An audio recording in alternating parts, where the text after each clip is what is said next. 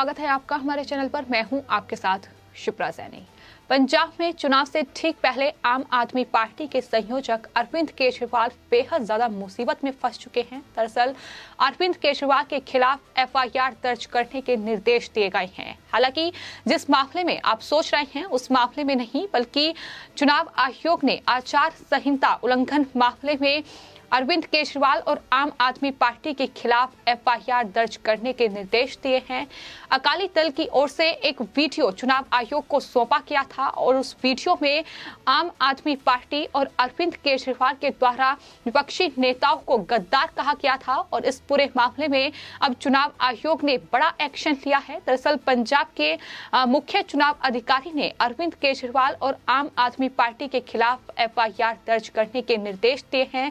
लगातार पंजाब में आम आदमी पार्टी की मुश्किलें बढ़ रही हैं। जिस तरीके से एक तरफ केंद्रीय गृह मंत्रालय ने आम आदमी पार्टी के संयोजक अरविंद केजरीवाल पर एक्शन की घोषणा करती है। उन्होंने कहा है कि जो खालिस्तानी लिंक सामने आया है उसमें अरविंद केजरीवाल के इस लिंक की जांच होगी कि क्या खालिस्तानियों के साथ उनके संबंध हैं या नहीं, और माना जा रहा है कि आने वाले कुछ दिन में 1 से 2 दिनों के भीतर उन पर एफआईआर दर्ज हो सकती है। इस पूरे मामले में बड़ी कार्रवाई एनआईए भी कर सकता है, जिसका शक पहले ही अरविंद केजरीवाल की ओर से जाहिर किया गया था। लेकिन अब मुख्य चुनाव अधिकारी की ओर से ये एफआईआर दर्ज करने के निर्देश दिए गए हैं। आपको बता दें, अकाली दल के उपाध्यक्ष द्वारा चुनाव आयोग को एक वीडियो सौंपा गया था और उस वीडियो के आधार पर ही ये निर्देश दिए गए हैं।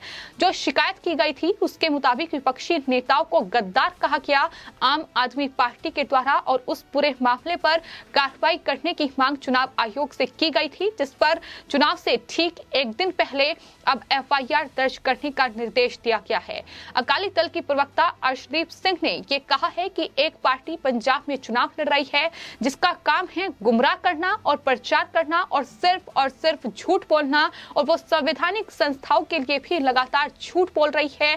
और जिस तरीके से आम आदमी पार्टी की ओर से एक वीडियो रिलीज किया गया है जिसमें चरणजीत सिंह चन्नी, सुखबीर सिंह बादल और पूर्व मुख्यमंत्री पंजाब के कैप्टन अमरिंदर सिंह की तस्वीर का इस्तेमाल करते हुए उन्हें गद्दार बताया गया है। ये अपने आप में आचार संहिता का उल्लंघन है, तो इस पूरे मामले में कार्रवाई की जाए। और अब इस पूरे मामले में पंजाब के मुख्य चुनाव अधिकारी ने बड़ा एक्शन लिया है। अब एफआईआर अरविंद केजरीवाल पर होगी। अरविंद केजरीवाल के लिए कहीं ना कहीं मुसीबत का दौर लगातार बढ़ रहा है, क्योंकि आने वाले वक्त में जेल भी जाना पड़ सकता है। जिस तरीके के गंभीर आरोप अरविंद केजरीवाल और उनकी पार्टी पर लग रहे हैं, जिस तरीके से एक के बाद एक बड़े खुलासे हो रहे हैं, और हमने देखा कि किस तरीके से पंजाब में पूरे चुनाव प्रचार के दौरान अरविंद केजरीवाल सिर्फ और सिर्फ चुनाव आयोग की गाइडलाइन की धज्जियां उड़ाते नजर आए। उन्होंने सिर्फ और सिर्फ आचार संहिता की धज्जियां ही उड़ाई हैं, चाहे फिर वो डोर टू डोर कैंपेन के दौरान हमने देखा कि किस तरीके से वो लोगों के मुंह पर ही खांसते नजर आए।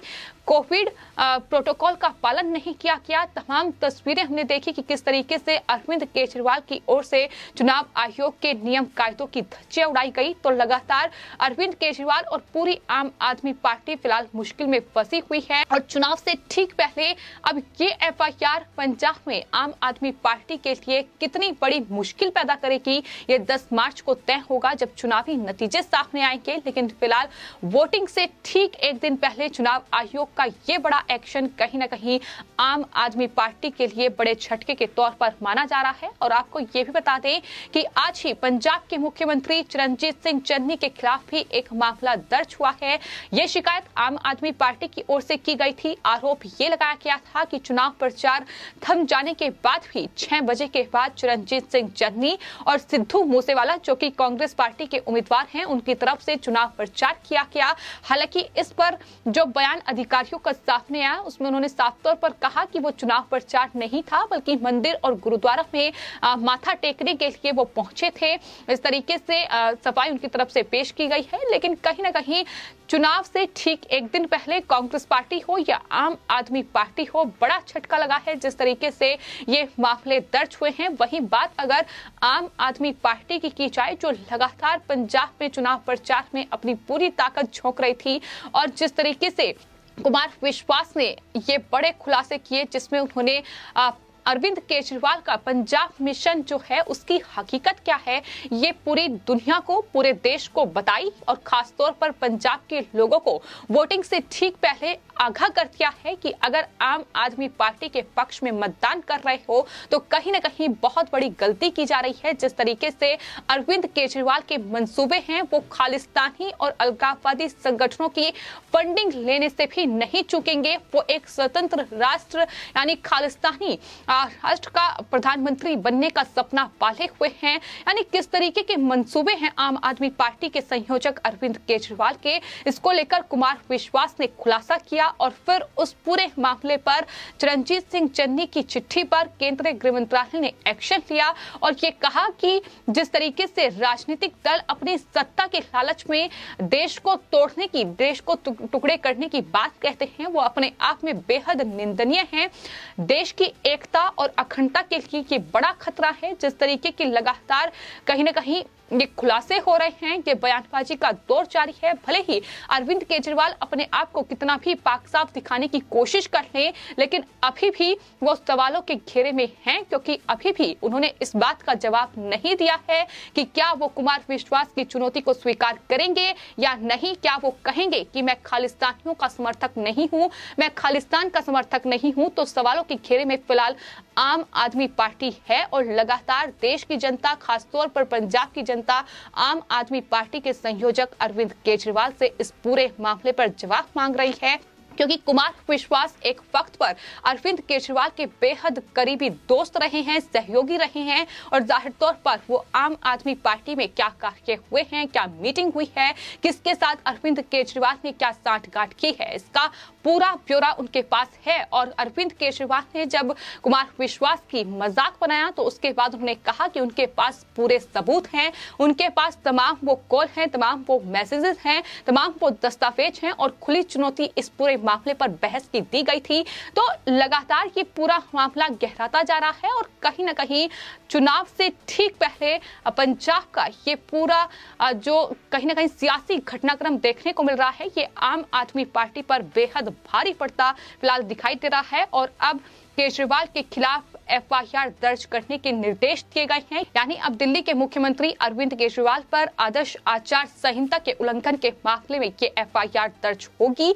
लेकिन खबर ये भी सामने आ रही है कि दरअसल केजरीवाल पर अब खालिस्तानियों से जो उनका लिंक का खुलासा हुआ है, इस पूरे मामले में भी जो केंद्रीय गृह मंत्रालय जांच कर रहा है, जो गृह मंत्री अमित शाह की ओर से खुद कहा गया है कि इस पूरे मामले को बेहद गंभीरता से लिया जाएगा और कहीं ना कहीं सियासी गलियारों में इस बात के कयास शुरू हो गए हैं कि अगले कुछ दिनों में दिल्ली के मुख्यमंत्री अरविंद केजरीवाल के खिलाफ केंद्रीय जांच एजेंसियां कुछ बड़ा कदम उठाने की तैयारी में हैं, क्योंकि अगर लिंक सामने आए हैं तो जाहिर तौर पर उसकी जांच जरूरी है। और सवाल ये भी है कि दरअसल ये न सिर्फ कुमार विश्वास की ओर से खुलासा किया गया है, बल्कि खालिस्तानियों की ओर से एक चिट्ठी भी सामने आई थी। इसमें ये बाकायदा कहा गया था कि आम आदमी पार्टी के जो प्रवक्ता हैं राघव चड्ढा, उन्होंने गुरपतवंत सिंह पन्नू को कॉल किया था।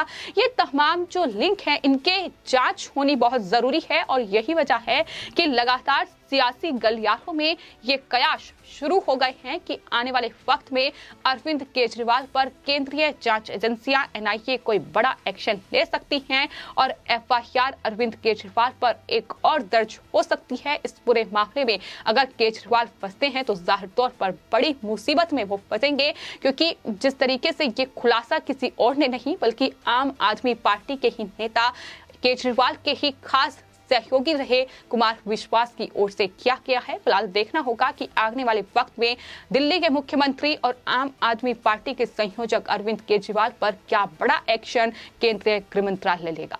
फिलहाल आपकी इस पूरे मामले पर क्या राय है, हमें कमेंट बॉक्स में जरूर लिखें और चैनल को सब्सक्राइब करें। धन्यवाद।